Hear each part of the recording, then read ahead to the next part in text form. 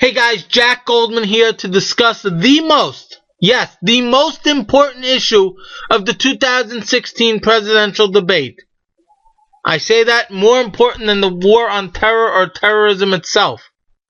Think about how many lives have been killed or wounded or affected drastically for bad because of a terrorist act since 9/11. 9/11 being the worst terrorist attack in U.S. history, probably global history. How many lives did we lose? An estimate of 4,000. Probably a little over that, I think it was. How many lives were injured? Thousands. How many lives were drastically affected or damaged because of it? Thousands. Add on to that number all the lives that have been affected, killed, drastically damaged since 9/11 in the terrorist attack in the United States. You could even make it in any country. It doesn't come to the toenails of 300 million people in America who will see their lives drastically affected, who will live in poverty, who will die in poverty. Globally, billions of people who will live in poverty and die in poverty if the national debt is not taken care of. And you have politicians who don't give any real legitimate answer. I admit I'm not an accountant, I'm not a mathematician, but I think that this is the equivalent of, so far, every answer I've heard from every politician in all the debates of how they're going to handle the national debt. It's a joke. It's like someone who works for $14, $15 an hour and is $500,000 in credit card debt telling me that they'll work a few more extra hours at the store or at the restaurant and they'll manage to pay off $500,000 of credit card debt. And if you think the situation isn't as severe as I'm saying, think about this. What is the US dollar backed by? It's not backed by gold like it used to be. It's backed by nothing more than your faith in the United States government to maintain its currency. And as this dollar, the U.S. national debt, grows every single day, every single second, that faith dwindles and dwindles and dwindles.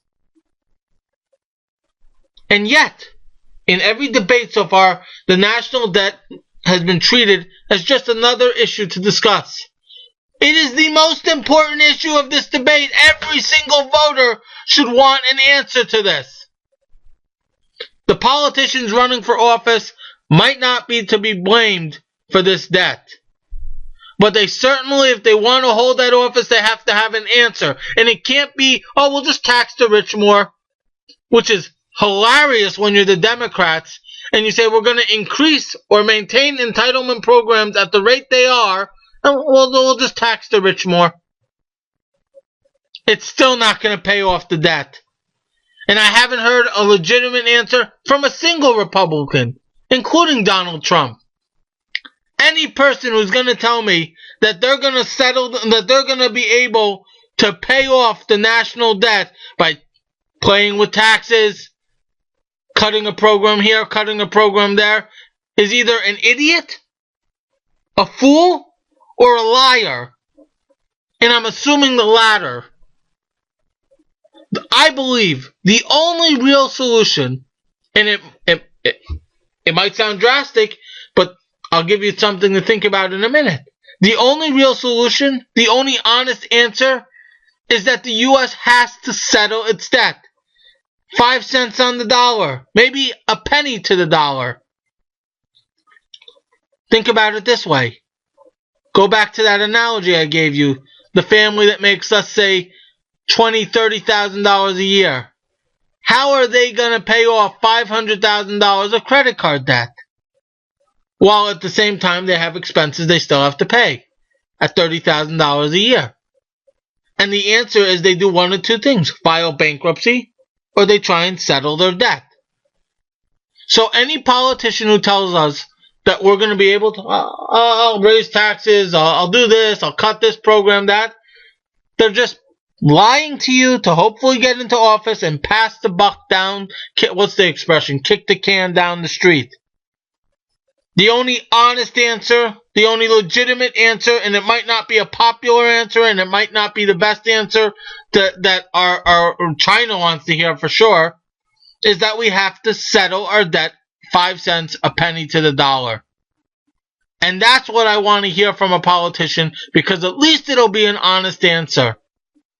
And if I'm wrong, then put on your website, I'm assuming every candidate has a website, put on your website an exact, detailed, with mathematical numbers, create even an app. Create an app so that I can see exactly how it's going to work. Your tax plan or your budgetary plan that's going to be able to get us back to either a sustainable debt, or maybe ideally zero debt, or I don't even see it as possible at this point, a surplus. Listen, China knows if we go down, they're going down with us. It's not so impossible to say, listen, we screwed up. We maxed out our credit card when we shouldn't have. But we're in the same boat together, so we got to work on this together. We got to negotiate. Something for the voter to think about. What's the next presidential candidate going to do about the national debt? Don't let them press it as just another issue. It is the issue.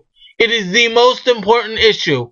Do you really want in 8 years, 10 years, or 20 years for your children, and I'm pretty much sure it'll be earlier than 20 years, to live in dire poverty and to die in poverty with a huge financial crisis? Something to think about. And I hope it's something that you consider when you decide who you're going to vote for in 2016. Thanks for listening. This is Jack Goldman. I'm out.